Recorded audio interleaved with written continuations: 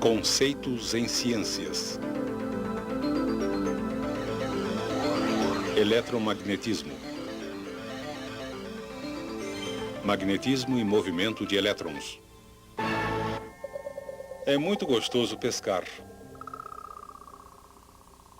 A neblina, porém, faz o entusiasmo diminuir. Não se desespere.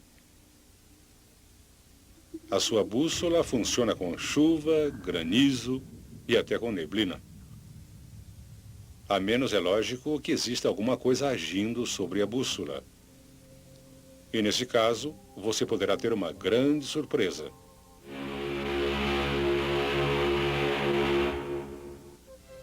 Uma agulha de bússola é simplesmente um ímã. E existe uma força de atração entre ímãs de objetos de ferro, mesmo à distância e mesmo através do vácuo do espaço. É como se mãos invisíveis atraíssem entre si ímã e metal. Nisso, o magnetismo é similar às forças que partículas carregadas exercem entre si. À distância, essas forças também agem da mesma maneira misteriosa. Durante os séculos 17 e 18, a eletricidade e o magnetismo se desenvolveram como ciências separadas e acreditava-se que não tinham qualquer relação. Então, em 1800, Alessandro Volta desenvolveu um dispositivo que abriu o caminho para mudar essa crença. Seu dispositivo consistia de moedas de cobre e prata dispostas em uma coluna e separadas por pedaços de papelão embebidos em água salgada. Quando ele ligou um condutor em cima e outro embaixo, assim, e juntou as duas pontas, resultou uma faísca, indicando que estava ocorrendo um movimento de cargas. O trabalho de Volta levou finalmente ao desenvolvimento de baterias que podiam ser usadas como fontes de um movimento contínuo de cargas. Uma bateria como esta foi usada pelo físico dinamarquês Hans Christian Ørsted em 1819 para fazer uma experiência em que ele esperava provar de forma conclusiva que a eletricidade e o magnetismo não eram relacionados. No início, a demonstração pareceu funcionar. Quando a chave foi fechada, a agulha da bússola, que estava perpendicular ao condutor, não se moveu. Mas quando o professor Ørsted repetiu a experiência, desta vez com a agulha paralela ao condutor, e a chave foi fechada, a agulha da bússola reagiu instantaneamente. Assim, ficou óbvio que a eletricidade e o magnetismo eram relacionados de alguma maneira. Como resultado das experiências de Ørsted, o físico francês André Ampère fez um estudo detalhado do campo magnético ao redor de um condutor onde se movimentavam cargas. Usando limalha de ferro, ele demonstrou que havia um campo magnético ao redor do condutor. O padrão formado pela limalha de ferro criou uma série de círculos concêntricos.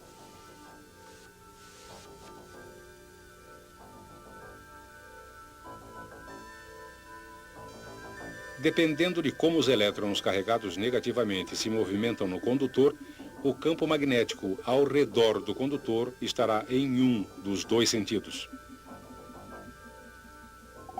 Quando os elétrons se movimentam dessa maneira, o campo magnético ao redor do condutor está nesse sentido. A inversão do movimento dos elétrons não afeta a forma do campo, mas somente o seu sentido. Ao inverter o movimento dos elétrons através do condutor, o sentido do campo magnético também será invertido.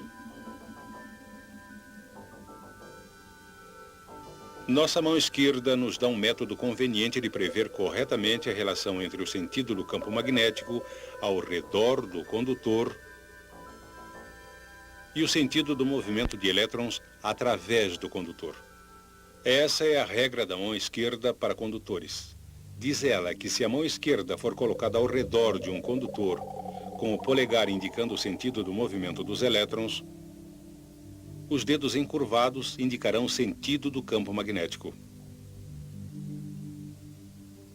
Quando a corrente é invertida, o polegar deve indicar o sentido oposto.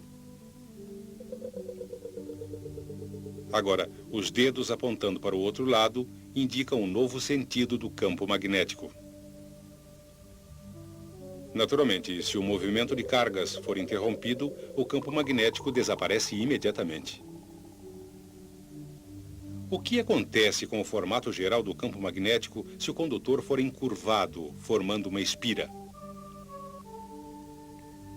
Vamos novamente ligar a corrente e observar.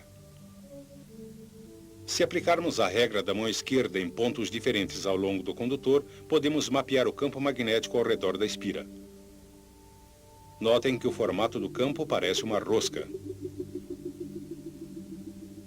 Mas se adicionarmos diversas espiras iguais, a figura resultante é denominada hélice ou bobina.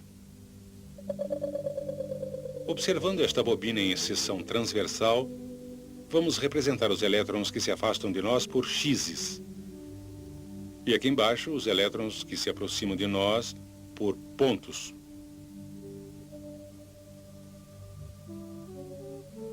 Aplicando a regra da mão esquerda para condutores a toda a espira da bobina, podemos começar a ter uma visão do campo magnético ao redor da bobina como um todo.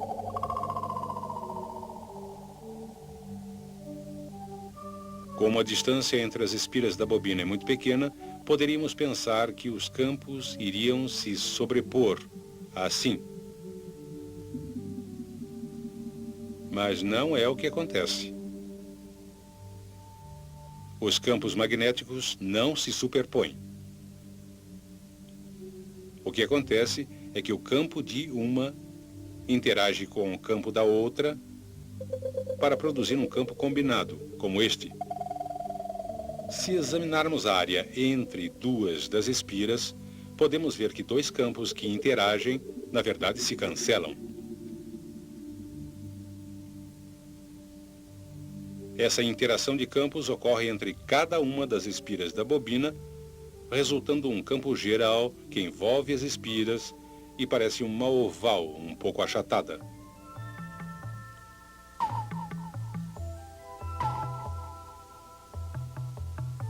O mesmo padrão oval é produzido em todos os pontos ao redor da bobina.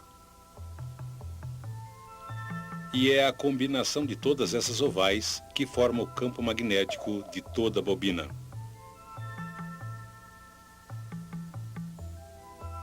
Como o sentido de campo de toda a oval é o mesmo, o cancelamento não ocorre no centro da bobina. E essa parte do campo é muito forte. Também não ocorre cancelamento fora da bobina, mas como o campo é espalhado, ele é muito mais fraco nessa região. A relação entre o sentido do movimento de elétrons no condutor e o sentido do campo no centro da bobina é dada por outra regra da mão esquerda, a regra da mão esquerda para bobinas. Nesse caso, os dedos encurvados indicam o sentido do movimento dos elétrons e o polegar aponta o sentido do campo no interior da bobina ou a extremidade da bobina, que age como polo norte.